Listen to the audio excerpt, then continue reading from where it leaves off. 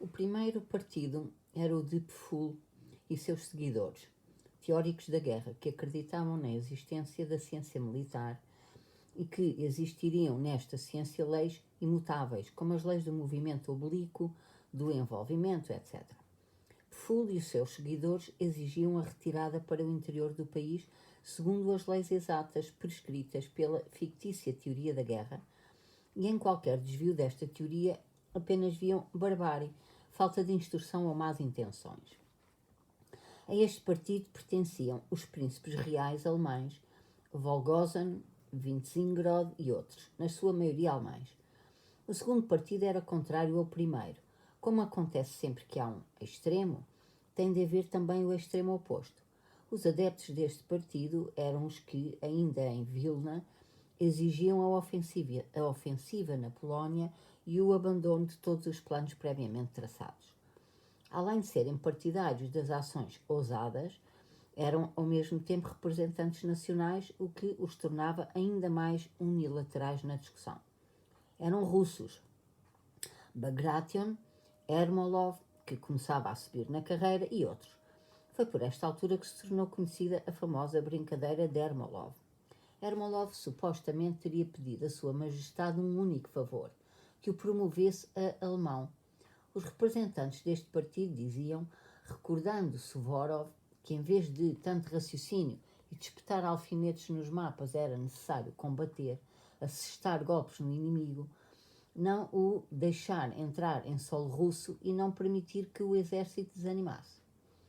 Ao terceiro partido, em que o imperador tinha a maior das confianças, pertenciam os cortesãos promotores de entendimentos entre as duas outras tendências. Os representantes deste partido, na sua maioria civis, e de que fazia parte Arakchev, pensavam e diziam o que é habitual pensarem e dizerem as pessoas que não têm convicções, mas pretendem passar por tê-las. Diziam que a guerra, sobretudo contra um gênio como Bonaparte, voltavam a chamar-lhe Bonaparte, exigia sem dúvida profundíssimas considerações e amplos conhecimentos da ciência militar em que Pfull era gênio. Mas ao mesmo tempo não podia deixar de se reconhecer que os teóricos eram muitas vezes unilaterais, pelo que não se devia confiar neles totalmente. Que era também necessário dar ouvidos às opiniões dos oponentes de Pfull e às palavras de pessoas práticas, experientes nos assuntos militares, tirando disso tudo uma média. Afinal, este partido conseguiu que, embora mantendo o acampamento do Drissa, em conformidade com os planos de Pfull, fossem alteradas as movimentações dos outros exércitos.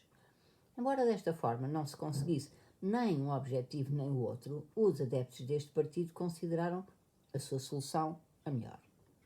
Havia ainda uma quarta tendência, com o Grão-Príncipe como um dos seguidores mais notáveis, já que este não podia esquecer a sua desilusão em Austerlitz, onde ele, como numa revista militar, saiu de capacete e colete à frente da guarda imperial, contando esmagar galhardamente os franceses, mas de onde, vendo-se de forma inesperada na linha da frente, mal conseguiu fugir no meio da confusão geral.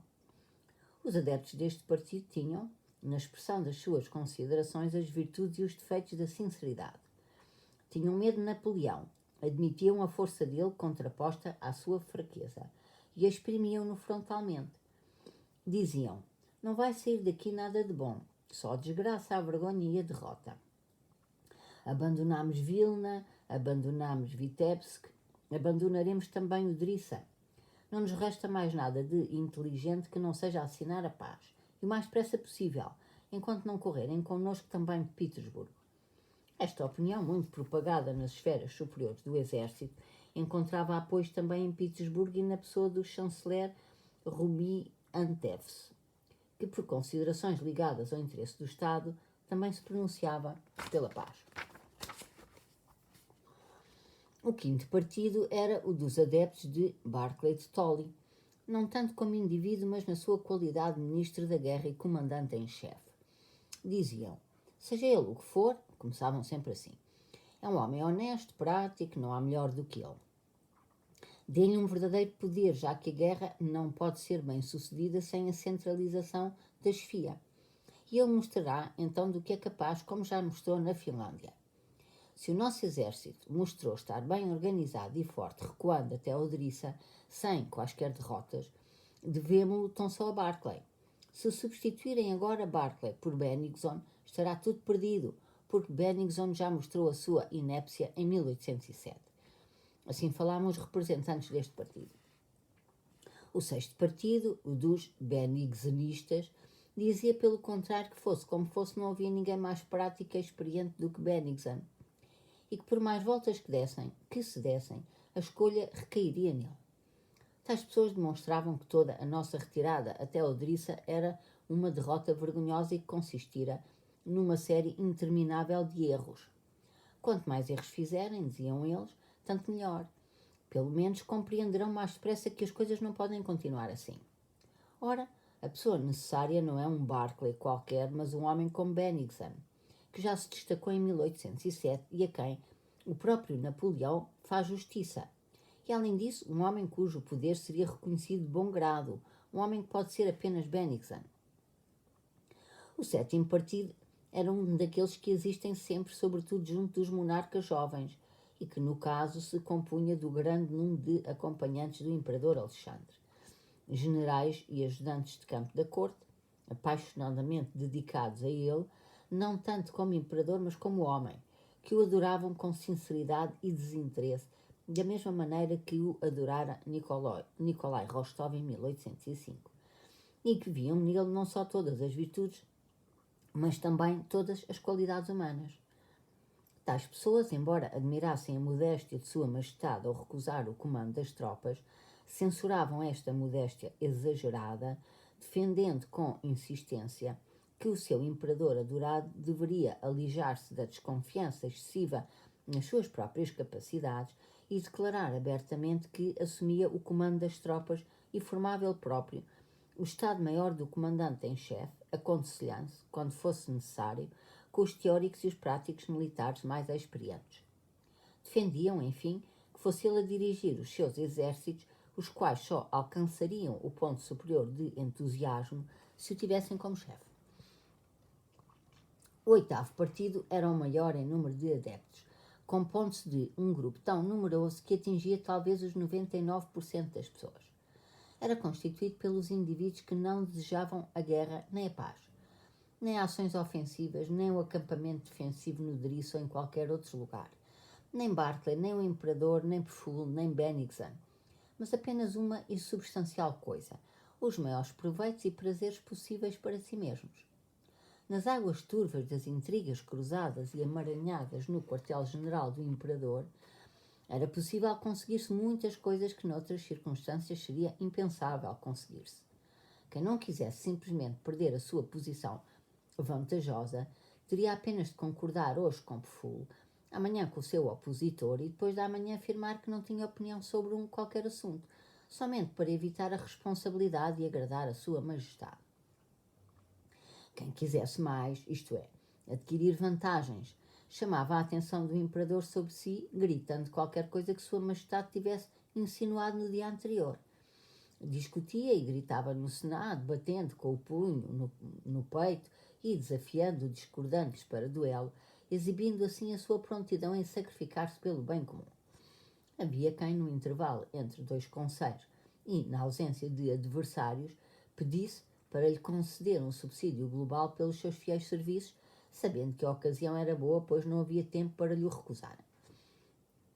Havia quem, como que por acaso, estivesse sempre assoberbado de trabalho cada vez que calhava o imperador pôr-lhe a vista em cima. Havia quem, para conseguir um objetivo havia muito almejado, o de almoçar à mesa do imperador, se lançasse na prova encarniçada da justiça ou da falta de justiça de uma opinião que surgisse, esgrimindo, para isso, argumentos mais ou menos fortes e justos. Todos os representantes deste partido andavam à caça ao rublo, às condecorações, às graduações, e nesta caçada apenas seguiam o catavento dos favores do czar. E mal notavam que para lá se virava o catavento. Todos estes zangões do exército começavam a soprar na mesma direção, o que tornava ainda mais difícil ao czar virar o catavento para outro lado. No meio da indefinição e do perigo da situação que impregnava tudo de um alarmismo extremo, no meio desse turbilhão de intrigas, vaidades, conflitos, conceitos e sentimentos díspares, além desses indivíduos serem originários de vários povos, este oitavo partido, o maior de todos, formado pelas pessoas que apenas se preocupavam com os seus interesses pessoais, conferia à causa comum uma indefinição e uma confusão ainda maiores. Fosse qual fosse o problema levantado, o enxame destes zangãos, sem ter acabado ainda de zumbir sobre o tema anterior, passava logo para o outro. E com o seu zumbido abafava e obscurecia as vozes que discutiam sinceramente. No momento em que o príncipe André chegou ao exército, juntava-se a todos estes partidos mais um, o nono, que começava a levantar a voz. Era o partido das pessoas velhas, sensatas, com experiência de Estado, que, sem partilharem qualquer das opiniões contraditórias em liça, sabiam observar objetivamente tudo o que se passava em volta do quartel-general e refletiam sobre os meios de sair desta indefinição, destas hesitações, desta confusão e desta fraqueza. Os representantes deste partido consideravam, e diziam-no, que todo o mal provinha sobretudo da presença do imperador e da sua corte militar no exército, que tinha sido transferida para o exército a instabilidade de relações, incerta, convencional e vacilante, que era cómoda na corte, mas nociva no exército, que o imperador tinha de reinar e não de comandar o exército, que a única saída da situação consistia em um imperador partir do exército com a sua corte, que a mera presença do imperador paralisava os 50.000 efetivos do exército necessários para garantir a sua segurança pessoal, que o mais fraco, mas independente comandante em chefe seria preferível ao mais forte, mas inibido pela presença e pela autoridade do imperador. Nos dias em que o príncipe André vagueava sem qualquer ocupação pelo acampamento do Drissa, o secretário de Estado, Tchitchkov, um dos principais representantes deste nono partido, escreveu ao imperador uma carta que também Arakchev e Balachov aceitaram assinar. Nesta carta, aproveitando a autorização que Sua Majestade lhe dera para analisar o decurso geral da campanha, Tchitchkov propunha respeitosamente, e com o pretexto de que o imperador necessitava dar ânimo para a guerra à população da capital, que Sua Majestade abandonasse o exército. Dar ânimo ao povo e clamar com ele pela defesa da pátria, aquele mesmo ânimo, na medida em que se deveu à presença pessoal do imperador em Moscovo, que viria a ser a causa principal do triunfo da Rússia, eis a razão apresentada ao imperador e que este, como bom pretexto para se desligar do exército, aceitou. 10. Esta carta ainda não tinha sido entregue a Sua Majestade quando Barclay, durante o almoço, comunicou a Bolkonsky que o imperador queria vê-lo pessoalmente para o interrogar sobre a Turquia, devendo o príncipe Andrei apresentar-se no apartamento de Bennigsen às 6 horas da tarde. No mesmo dia foi recebida, no quartel-general de Sua Majestade, a notícia de um novo movimento das tropas de Napoleão que poderia ser perigoso para o exército russo. Notícia que viria a verificar-se incorreta.